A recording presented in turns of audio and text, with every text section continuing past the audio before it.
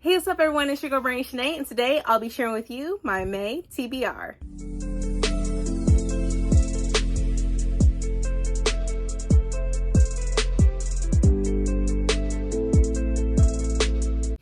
And I am back, and also if you're new to my channel, welcome. If not, welcome back. So like I said before, I'm gonna be sharing with you my May TBR and also happy Asian American and Pacific Islander month. Oh Lord, that was a mouthful, but AAPI month. So happy AAPI month. This will definitely be a TBR based off of that, and also for the Asian readathon as well. So this is a big TBR. I think I can get through it, hopefully. And then also I have some books for read-alongs and also some book clubs that some books that I'll be reading for book clubs. So let's go ahead and get started with this first book. So the first book that I'm going to be reading is An Arrow to the Moon. This is by Emily X.R. Penn, and this is the Fairleigh edition, and this is supposedly a Romeo and Juliet retelling. And so let me go ahead and read the synopsis. So it says, this luminous love story cuts bone deep. Hunter Yi has perfect aim with a bow and arrow, but all else in his life veers off course. Haunted by his family's past mistakes, the only thing keeping him from running away are his younger brother, a supernatural winds, and the bewitching girl at his new school. Luna Chang dreads the future. Graduation looms ahead, and her parents' expectations are stifling. Then her life is turned upside down by the strange new boy in her class, the unearthly fireflies that follow her around, and an ominous crack that begins to spread across the town of Fairbridge. As Hunter and Luna navigate the feud between their families and uncover hidden secrets, everything around them begins to fall apart. All they can depend on is their love, but time is running out and fate will have its way. And this is supposed to be also it's a Romeo and Juliet retelling, but also it's filled with romance and Chinese mythology. So I do plan on reading this. This sounds something that I definitely would love to read. I love retelling, especially when it comes to Romeo and Juliet, so I'm all for it. So this is one of the books that I'll be reading in May. The next book that I'm going to be reading in May, which I'm so excited for, is A Magic Steeped in Poison by Judy I. Lin. I'm looking forward to this, and I do believe the second book of this comes out, I think, in August. So I have to read it now. That way I'm prepared for August when the second book comes out. But I just love this cover so much. It's beautiful, and it's just brilliant. I love it. So, and then also here, this is what it looks like when I take the dust jacket off. So let's go ahead and I'll share with you the synopsis for this lovely book. So it says, for Ning, the only thing worse than losing her mother is knowing that it's her own fault. She was the one who unknowingly brewed the poison tea that killed her mother, the poison tea that now threatens to take her sister's shoe. When Ning hears of a competition to find the kingdom's greatest Shenxi masters of the ancient and magical art of tea making, she travels to the imperial city to compete. The winner will receive a favor from the princess, which may be Ning's only chance to save her sister's life. But between the backstabbing competitors, the bloody court politics, and a mysterious and handsome boy with a shocking secret, Ning might actually be the one in more danger.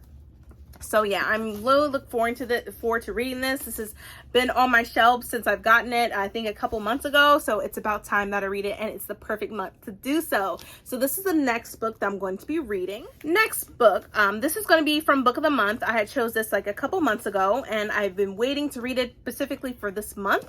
And that is The Cartographers by Ping Shepherd. And from what I read for the synopsis, it's basically following of a daughter and father, and they're cartographers. So they put maps together, keep them filed and stuff correctly and what have you. And her father comes upon this map that looks very magical, but she said, no, it's not worth anything. And next thing you know, her father is dead.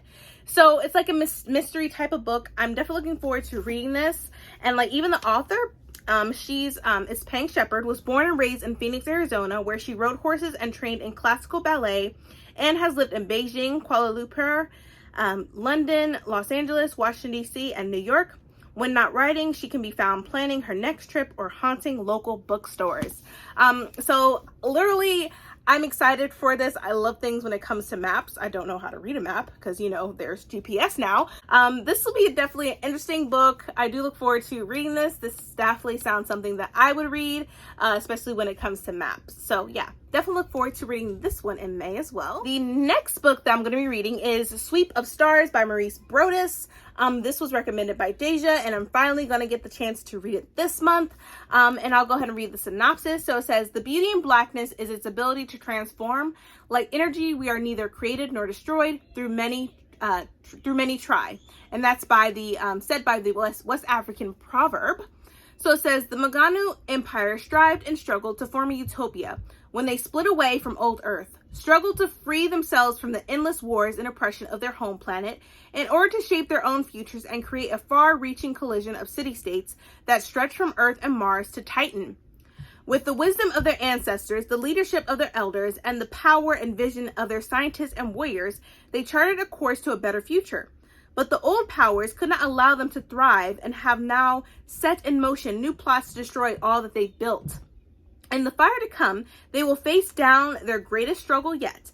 Amachi Adisa and other young leaders will contend with each other for the power to galvanize their people and chart the next course for the empire.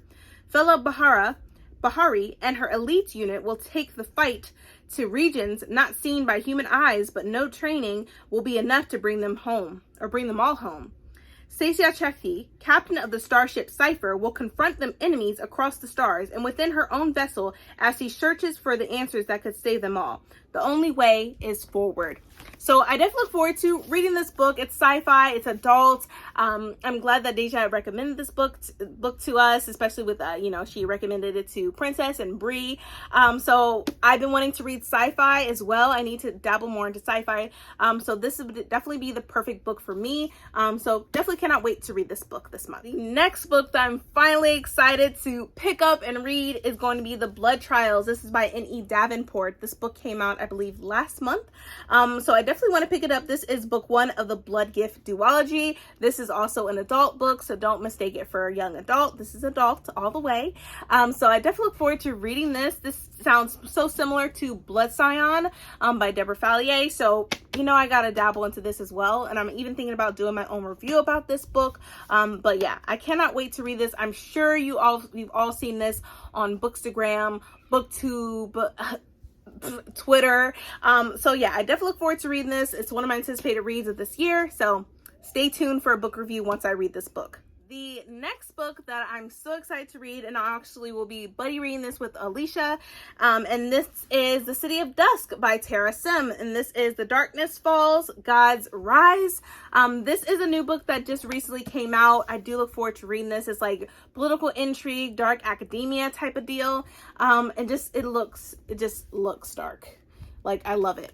And then on the back it says, for every realm there is a god, for every god there is an heir, for every heir there is a price. It says the 4 realms, life, death, light, and darkness, all converge on the City of Dusk. But the gods have withdrawn their favor from the once thriving and vibrant metropolis, and without it all the realms are dying. Unwilling to stand by and watch the destruction, the 4 heirs to divine power, Angelica, an elementalist with her eyes set on the throne, Risha, a necromancer fighting to keep the peace, Nicholas, a soldier who struggles to see the light, and Tassia, a shadow-wielding rogue with a reckless heart, will become reluctant allies in the quest to save their city, but the rebellion will cost them dearly. So it's a chunker of a book, but me and Alicia will get through it fairly quickly. So I'm definitely excited for this. I need to know more about it. It talks about gods and heirs and princes and stuff like that and thrones. So I'm all for it. So this is another book that I'll be reading this month in May. This is also another book that is one of my anticipated reads of the year, and that is KaiK by Vaishnavi Patel. I look forward to reading this. It sounds amazing. It sounds something up my alley, especially when it dabbles into gods and goddesses and the culture, and just the cover alone is just gorgeous and brilliant. So I'm definitely excited to read this book. But for the synopsis, it says, I was born on the full moon under an auspicious constellation, the holiest of positions, much good it did me. So begins KaiK's story, the only daughter of the kingdom of Kaikeya. She is raised on tales of the gods, how they churned the vast ocean to obtain the nectar of immortality, how they vanquished evil and ensure the land of Bharat prospers, and how they offer powerful boons to the worthy. Yet she watches as her father unceremoniously banishes her mother, listens as her own worth is reduced to the marriage alliance she can secure, and when she calls upon the gods for help, they never seem to hear. Desperate for independence, she turns to the text she once read with her mother and discovers a magic that is hers alone. With it, KaiK transforms herself from an overlooked princess into a warrior, diplomat, and most favored queen. But as the evil from her childhood stories threatens the cosmic order, the path she has forged clashes with the destiny the gods have chosen for her family.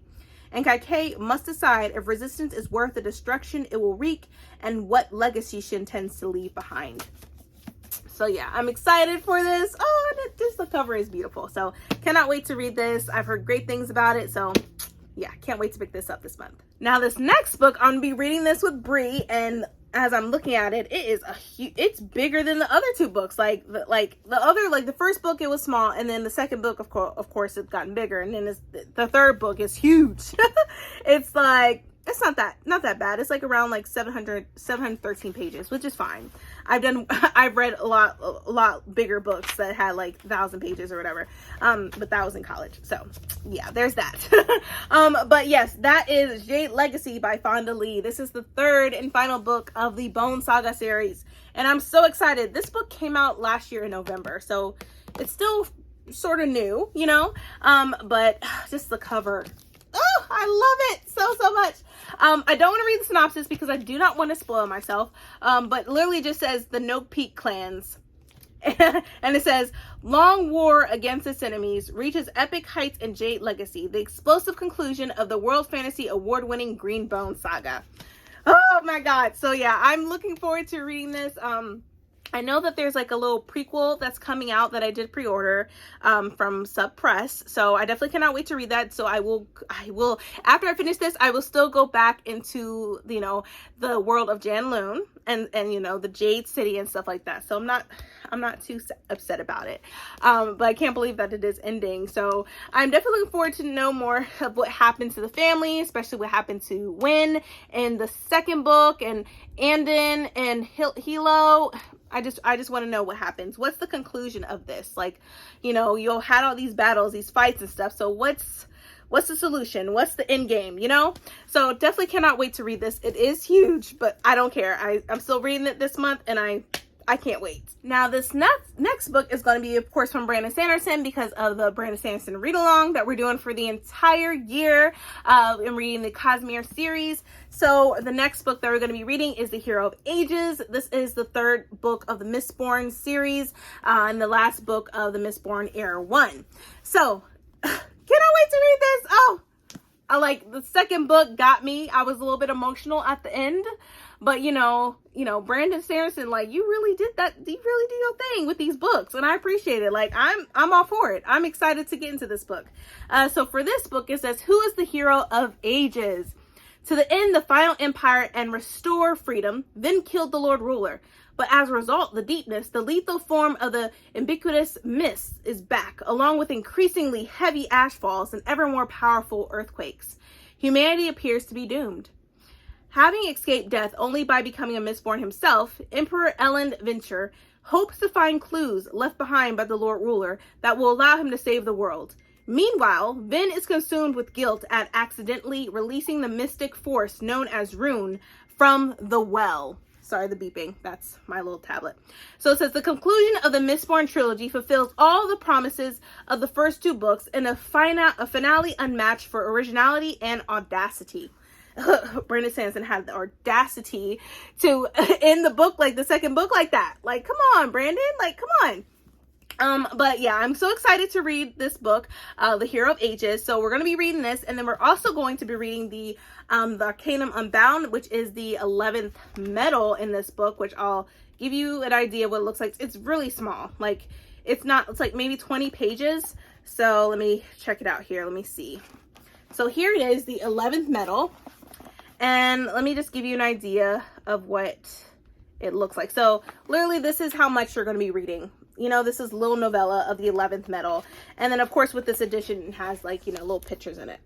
So yeah, we're not only going to be reading The Hero of Ages, but we're going to be reading the 11th metal, which is going to be in this book, the Arcanum Unbound. So yeah, so read this huge book and then the small novella in this book. So cannot wait. And of course, we're going to be doing a readathon as well. in the middle of the month. So, you know, it'll get us going as to starting with the books for this month. So definitely cannot wait to read these. And then also, I am part of 3 book clubs, not 1, not 2, but 3 book clubs. And I'm excited for it. I love supporting people, you know, and people that I care about, you know, and stuff, and the certain relationship that we have established on BookTube. So I definitely will support in any way that I can. So for this book, which is called The Arithmetist, this is Princess's book pick for her book club for this month. And of course, it's by Brandon Sanderson. And as you can see the cover, it's gorgeous. I love it. That's the UK cover. I'll be listening to it on audiobook. I do not have the physical copy, but I do have the audio. So I will be listening it on audio. But let me read the synopsis for this one. So it says, more than anything, Joel wants to be a arithmetist. Arithmetists have the power to infuse life into 2-dimensional figures known as chalklings. Arithmetists are humanity's only defense against the wild chalklings. Having nearly overrun the territory of Nebraska, the wild chalklings now threaten all of the American Isles. As the son of a lowly chalk maker at Arithmetist Academy, Joel can only watch as arithmetist students learn the magical art that he would do anything to practice. Then students start disappearing, kidnapped from their rooms at night, leaving trails of blood.